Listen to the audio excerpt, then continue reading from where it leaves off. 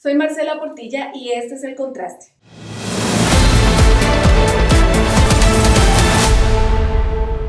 Hoy el contraste es de lo que la oposición niega pero cumple con todas las etapas de lo que se considera como un golpe blando según Gene Sharp. Sharp dice que el golpe blando se puede desarrollar por etapas ordenadas o simultáneamente como parece que sucede en Colombia precisamente. Pero veamos esas etapas y hagamos el contraste. Primera etapa, el ablandamiento. Básicamente son denuncias de corrupción sistemáticas, intriga y miedo propiciados por los medios y todo tipo de desinformación. Denuncias de corrupción, intriga y desinformación sistemática perfectamente orquestadas entre medios hegemónicos y la ultraderecha. Un ejemplo clave es el escándalo de la UNG-RD de Olmedo López y Sneider Pinilla, haciéndolo parecer un asunto del gobierno de Petro. Sin embargo, cada vez apunta más a pesos pesados de la ultraderecha y del centro. El contraste es que en este caso, la corrupción de la misma entidad bajo el gobierno de Duque, conocido como el escándalo de las marionetas, involucró a uribistas como Mario Castaño y Ciro Ramírez, y no recibió ni una fracción del escándalo mediático que ha tenido el de este gobierno, y esto es porque ese presidente sí les convenía. Otro claro ejemplo es la supuesta violación de los topes electorales en la pasada campaña de Petro. Escándalo usado como as bajo la manga para sacar a Petro del poder, desconociendo los posibles errores que extrañamente cometió Caracol Televisión en el reporte de las facturas de publicidad y que el CNE no tiene facultades para investigar al presidente. Aún así, lo han vendido como un escándalo sin perdón de Dios.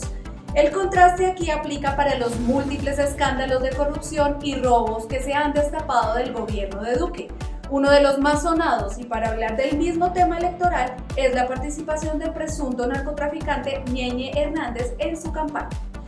Pero ni en ese momento ni ahora eso ha sido motivo de escándalo para la oposición.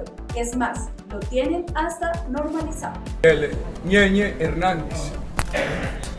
Yo al señor no lo conocí. No fui amigo de él. Apareció una foto conmigo. Me cuentan los amigos de Valledupar que hasta que se murió siempre se habló de él como un ganadero exitoso, nunca como un narcotraficante. Ñeñe Hernández no era un narcotraficante. Nunca tuvo una investigación, sí. Tenía visa. Y pues si de desinformación se trata, hasta acá yo no salió ya. Todos los días los medios aliados a la oposición salen a desinformar y a manipular a su audiencia. No hay una semana en la que no haya titulares tendenciosos, información incompleta o imprecisa, noticias falsas e intento de desprestigio a los medios que les hacen contrapeso, denominados alternativos. No sé qué tanto público masivo. Ustedes se siguen unos a otros. Ustedes lo que alimentan es un nichito, el del sector afín al gobierno, y se siguen y contratan bodegas. Medios de comunicación alternativas que son cloacas. Un señor Wally que gana millonadas, que es una ballena impresentable. Aquí el contraste aplica en que durante los gobiernos anteriores las noticias malintencionadas no abundaban porque precisamente esos gobiernos eran los que les daban la papita a los medios tradicionales, pagando millones en publicidad para que les mantuvieran la carita lavada con agua y con jabón. Además, los medios alternativos no tenían la fuerza y acogida con la que cuentan hoy en día. Esta es la guerra mediática entre la verdad y la mentira, y es la batalla más marcada en este golpe blando hasta el momento. Segunda etapa, deslegitimización. Tiene que ver con prejuicios ideológicos y reclamos por la falta de libertad de expresión y denuncias de dictadura. Aquí se desnuda el doble estándar de la oposición. Hablan de dictadura y falta de libertad, pero son ellos quienes disfrutan de la libertad sin límites para lanzar insultos y desinformar. Llaman a Petro comunista sin entender el término, pero lo repiten como loros esperando que esa mentira cale. Se quejan de censura aunque Petro no ha cerrado ni un solo medio. Mientras tanto, periodistas de ultraderecha se victimizan usando la religión, mezclando la fe con la política para manipular a la gente y pintándose como mártires y demonizando a los seguidores de Petro. Manipulan a una población vulnerable usando prejuicios y la falta de educación para crear fantasmas de un caos y una guerra civil. El contraste es escandaloso. Los que más hablan de censura son los que tienen el micrófono abierto todos los días para mentir descaradamente. La FLIP, que debería defender la libertad de prensa, calla convenientemente cuando se trata de los medios alternativos que critican a la oposición.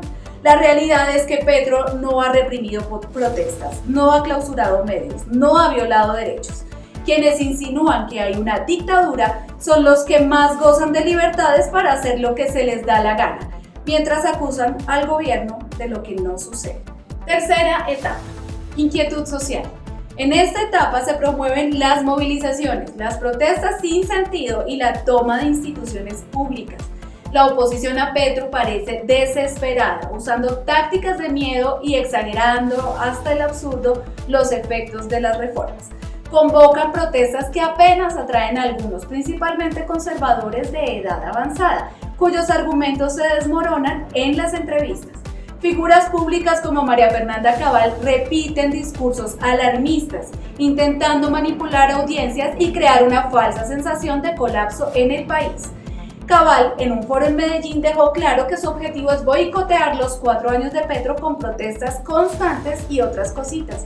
Pero el truco de estas marchas, como el fugaz paro camionero, solo buscan proteger los intereses de los más privilegiados y no del pueblo.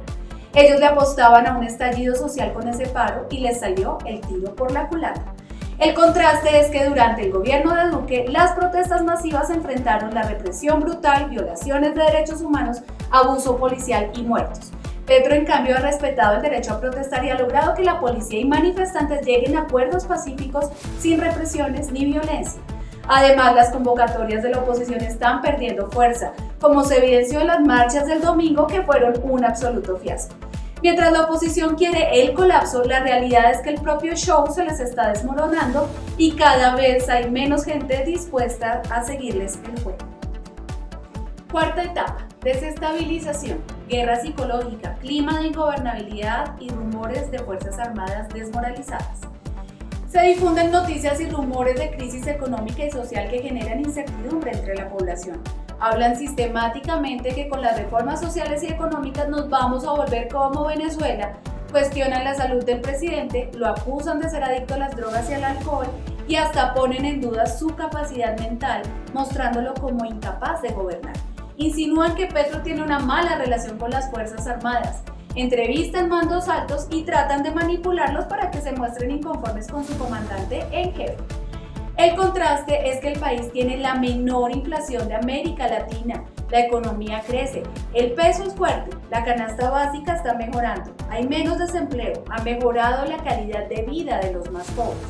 Petro es reconocido en el mundo como un líder referente de paz, de manejo climático y de posturas firmes en favor de los pueblos y de los más desfavorecidos.